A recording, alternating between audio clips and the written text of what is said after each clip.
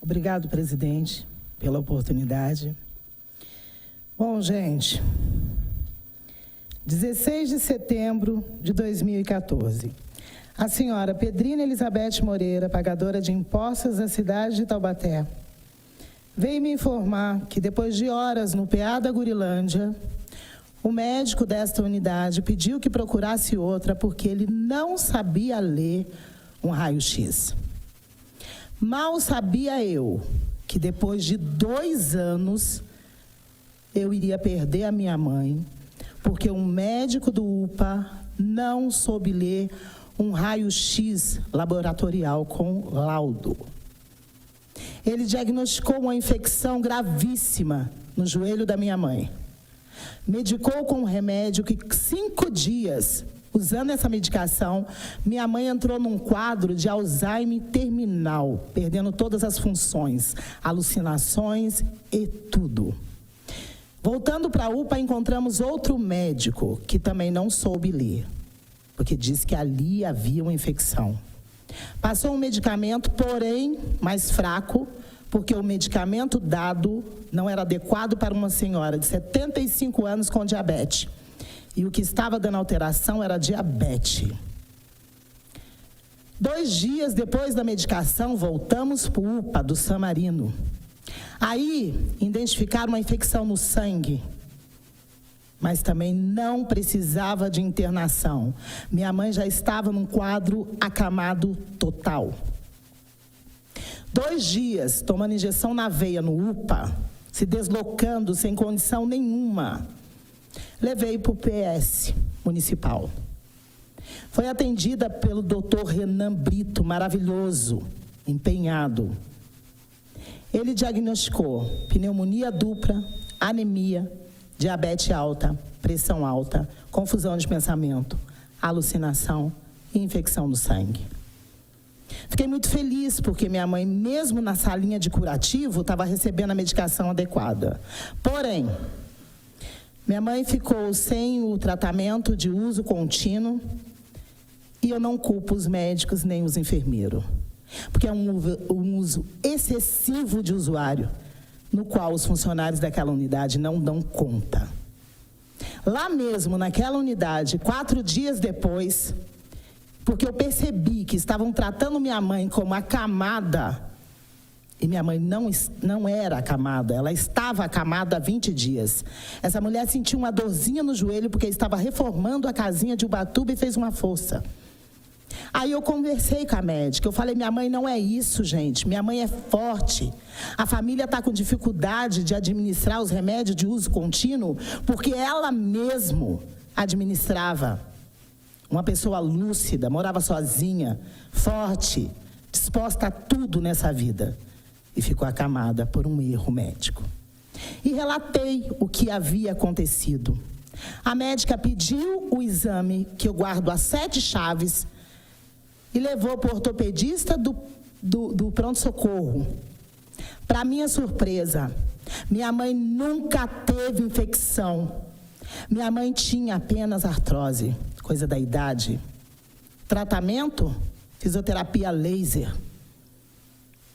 Agora eu pergunto, para que o investimento na máquina, doutor Ebran? Se não existe investimento no profissional.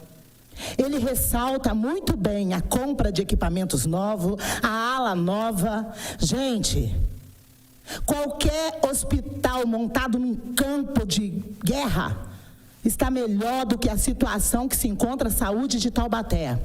E mais, eu não sei se o doutor Ebran lembra, em 2013, em reunião com o próprio sobre saúde, eu implorava pelo SF na Gurilândia e ouvi, com satisfação do doutor Ebran, que seria a solução para o bairro da Gurilândia.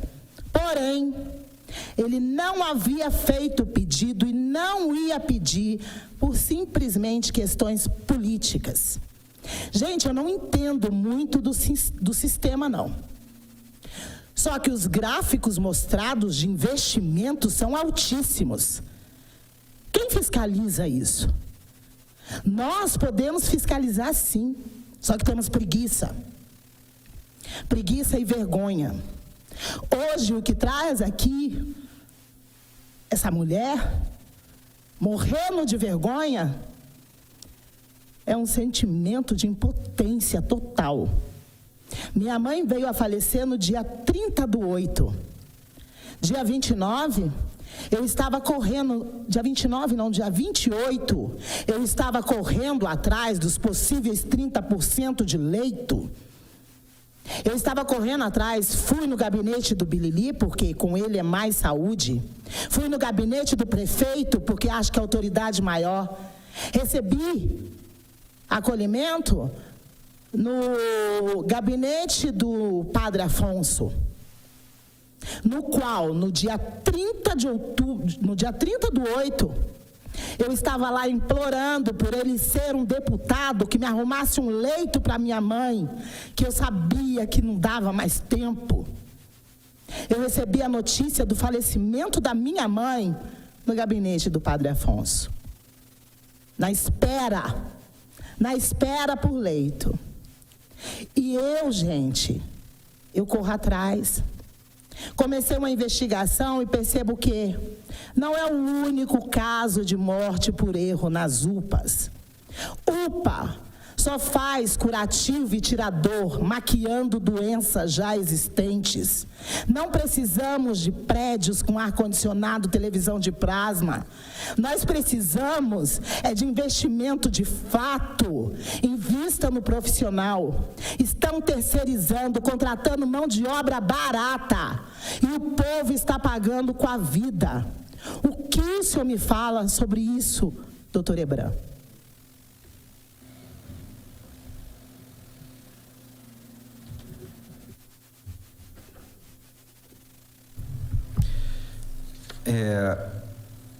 Vamos colocar um aspecto extremamente importante aqui. Como eu acabei de mencionar ao Digão, eu não costumo discutir sobre doença de nenhum paciente aqui no plenário, por uma questão ética. O que eu posso dizer é o seguinte, e aí coloco na fala que você me disse a respeito do SF e do Gurilândia. Realmente eu não me lembro de ter falado a você, porque em nenhum momento do planejamento, quando se foi feito em relação à Gurilândia, se foi colocado que lá seria um SF. Teríamos como proposta que os SF seriam construídos para com que a gente pudesse avançar nos SF, e fizemos hoje mais 9 SFs daquilo que a gente tinha, de 15 passamos para 24. Existem vários SFs que já estão colocados, mas como a gente não tem a equipe completa, a gente não pode falar que é o SF e colocá-lo no sistema do Ministério da Saúde. Aguardando, inclusive, criação de cargos na Câmara, inclusive passando esse período eleitoral. E até para com que seja desenvolvido SFs. SFs que fazem um atendimento generalista, casa a casa, com os pacientes. Então, isso eu posso dizer. Em relação ao Gurilândia, nós tínhamos como proposta a construção da UPA, e veja bem, desde a criação e da inauguração da UPA ali do Samarino, nós diminuímos o atendimento do pronto-socorro municipal. Eu tenho dados de atendimento aqui que é informatizado. E aumentamos o número de atendimentos lá no Samarino, que era o antigo PA da Gurilândia. Isso é informatizado, eu não tenho como trazer outro dado para você. E isso aqui foi exposto, inclusive, na Câmara. Então, demonstra aquilo que a gente tem feito, demonstra aquilo que é a gente levar o atendimento de urgência e emergência mais próximo à população. Com certeza, pessoas daquela área estavam procurando pronto-socorro municipal e que agora estão sendo atendidas no sistema de urgência e emergência lá, no próprio Samarino. E isso vai acontecer com Santa Helena, que todo o processo a gente vai receber provavelmente a chave do Bibiano em torno de um mês. Já estamos no processo de compra de todos os materiais e do RH para com que a gente possa fazer a instalação do Santa Helena. sem dúvida nenhuma é extremamente importante a qualificação desses profissionais. Os profissionais são contratados, sim. Eu não tenho como fazer a verificação do profissional. Cabe, quando existe algum erro, uma suspeita de erro, fazer uma sindicância para apuração dos casos. Isso é a minha formação, eu não posso julgar ninguém, então precisa ser feito isso. E, para terminar para você, o que eu posso dizer é o seguinte, em relação à terceirização. Quando você fala que a gente está pagando menos para esses profissionais, não, nós estamos pagando adequado. Esses profissionais hoje que recebiam R$900 como eventual por plantão, hoje recebe R$2.110 sem impostos. E esses profissionais, os mesmos que muitas vezes estavam contra a empresa que está lá, e eu não defendo a empresa, eu não estou defendendo a empresa e nunca defendi. Na verdade, todos, não vou dizer todos, mas uma grande maioria hoje pede com que a gente possa dar outros plantões para eles, para com que eles continuem a atender no pronto-socorro.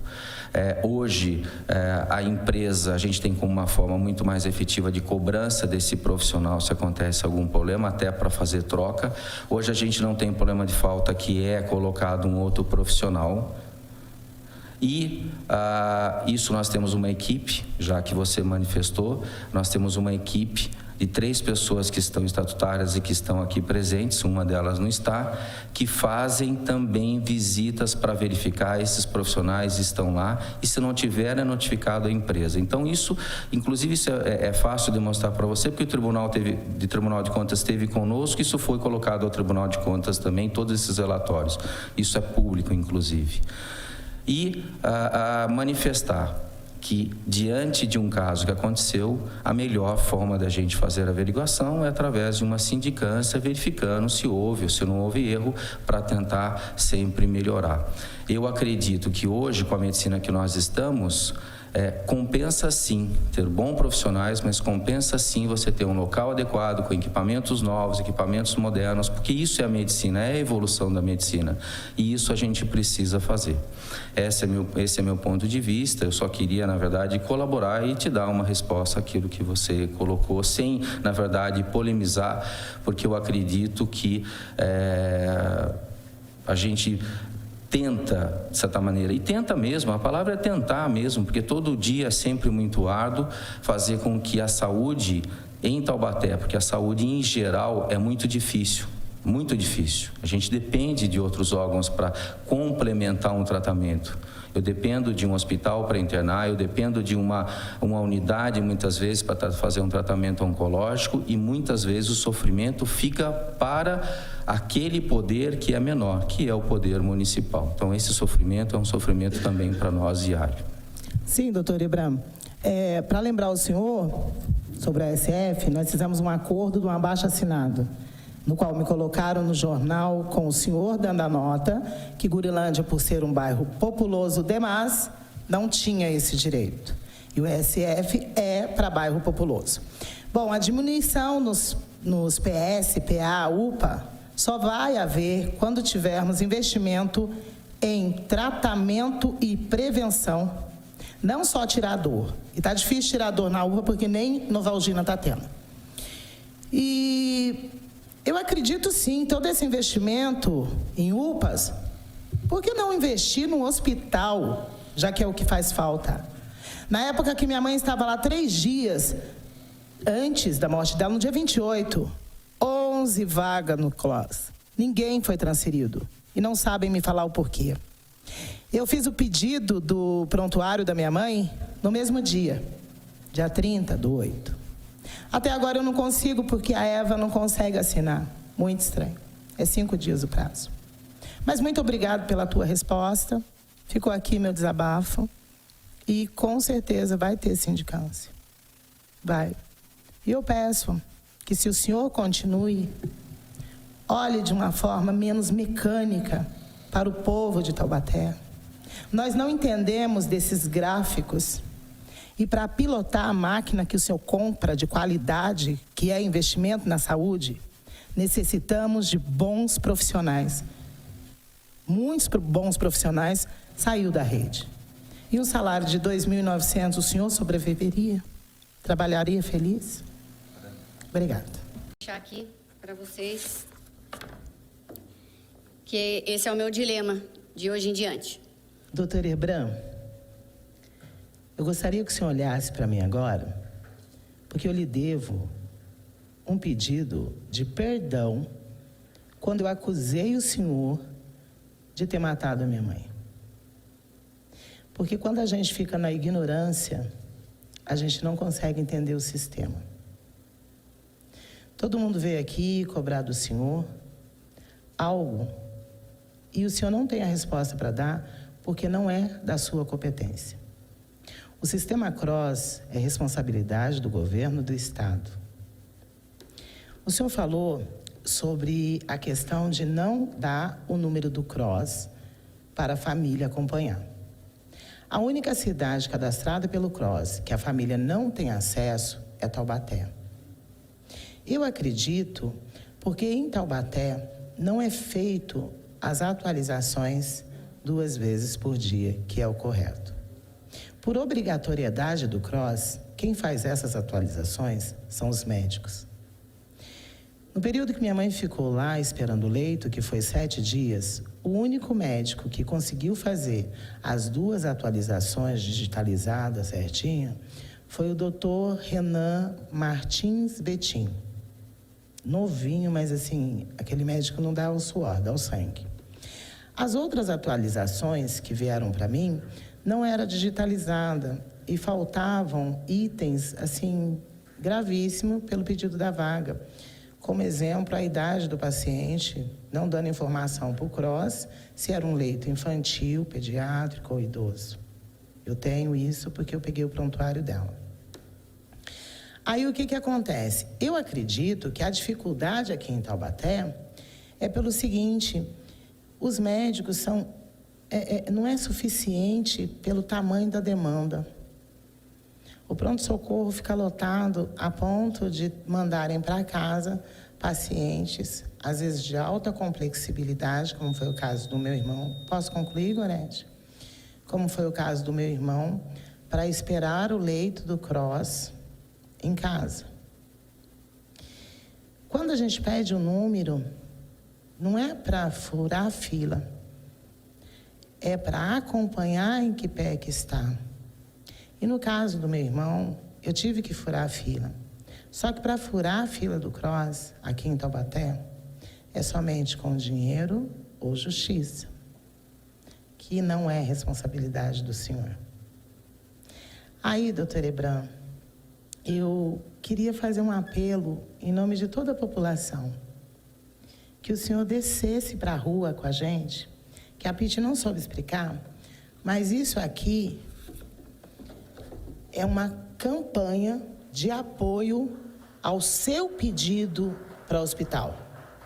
Porque nós temos que atingir as mídias nacionais, não somente estadual, para que o senhor consiga o nosso hospital. Porque o problema de leito é porque Taubaté não tem hospital. Nós só temos urgência e emergência. Eu deixei bem claro quando meu irmão estava com todos os tendões cortados, segurado apenas por um. Ele ficou 11 dias na fila de espera. Não sabemos se ele vai ter os movimentos que na unidade de pronto-socorro fizeram de tudo que eles podiam fazer. Porque se tratava de uma cirurgia de alta complexibilidade. E aqui nós não temos um hospital. A gente olha o hospital regional e o hospital escola e não temos prioridade da vaga. E eu acho que a dificuldade, geralmente a gente vai para São José, vai para outras cidades, mas aqui em Taubaté nós não somos atendidos. Eu acho que a dificuldade está aí. O CROSS, ele não deveria ter um médico dele, ele deveria ter uma central de comunicação. Porque o que está faltando é a comunicação. Porque o CROSS não fica sabendo que nós estamos precisando da vaga. Eu tenho como provar. O caso que a Thaísa falou é o meu irmão. Quando procurou a Secretaria de Saúde do Estado, não encontravam o cadastro dele, porque não havia sido feito o pedido. Outra coisa, Só te interromper, aonde que é? Porque na Secretaria de Saúde do Estado, aonde que ele foi? Não, a reportagem da Record... Que não encontrava... O cadastro dele. Mas aonde? Que lugar? Secretaria do Estado, por isso Aonde? que eu digo... Lá São Paulo? Do Estado de São Paulo. Mas eles não têm, é o CROSS. É o uma CROSS. empresa terceirizada. Eles falaram isso, doutor, mas é o sistema CROSS. Eles ligaram para tudo e não consegui encontrar a ficha dele. Porque foi muito difícil. Foi muito difícil encontrar o paciente, sabe por quê, doutor?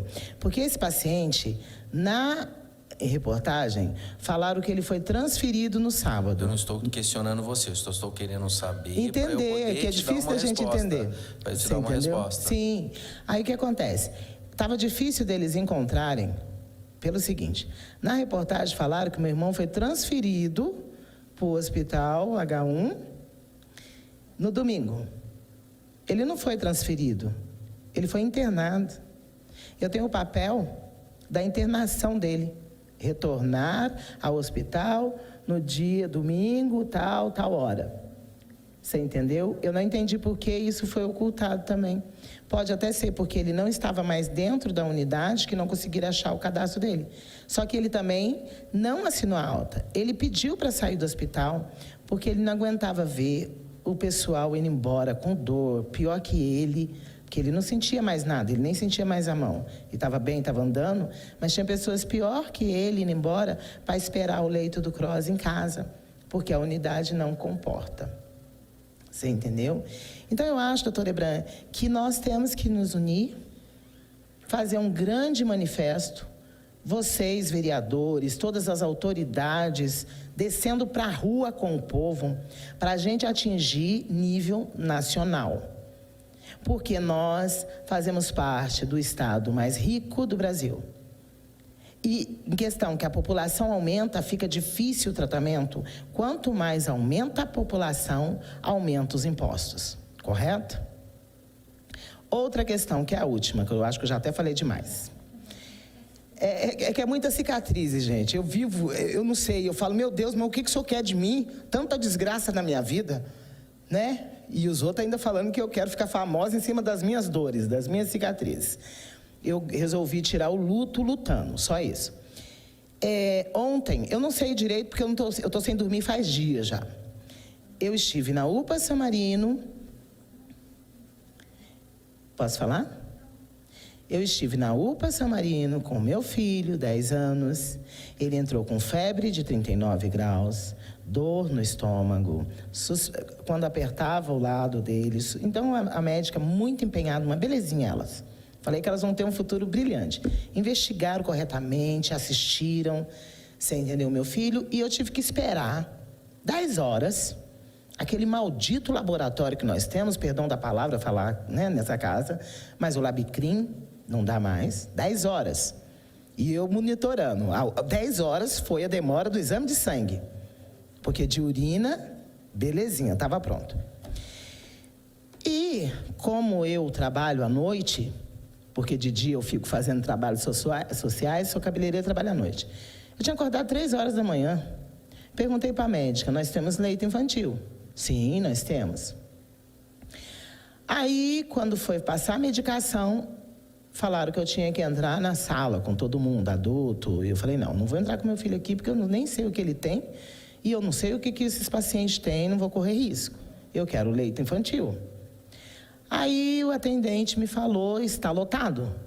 Eu falei, como assim? Não tinha criança lá fora? Eu demorei 1h30 para ser atendida. Por que a demora do atendimento? Tinha apenas um técnico fazendo a triagem. Nossa, o meu filho chorava de dor, eu olhava para o técnico, eu chorava. Eu não sabia se era pelo meu filho ou por ele. Que não dá. Lá na Gurilândia, o senhor sabe como que é. Intenso, não dá para um técnico só fazer a triagem, mas tudo bem.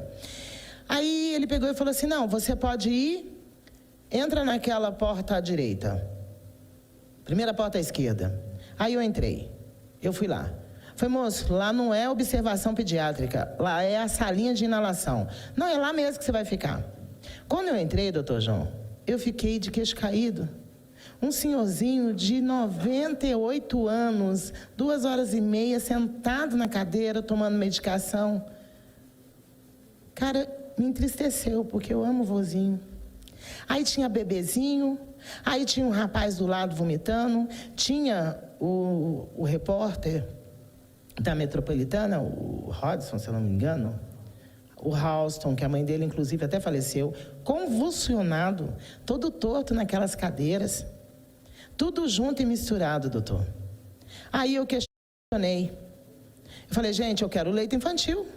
Eu quero leite infantil. Falaram que não tinha. Quando eu fui verificar, no fundo da UPA, que estava tudo escuro, doutor, eu gravei, tem como, se eu constatar que isso é verdade.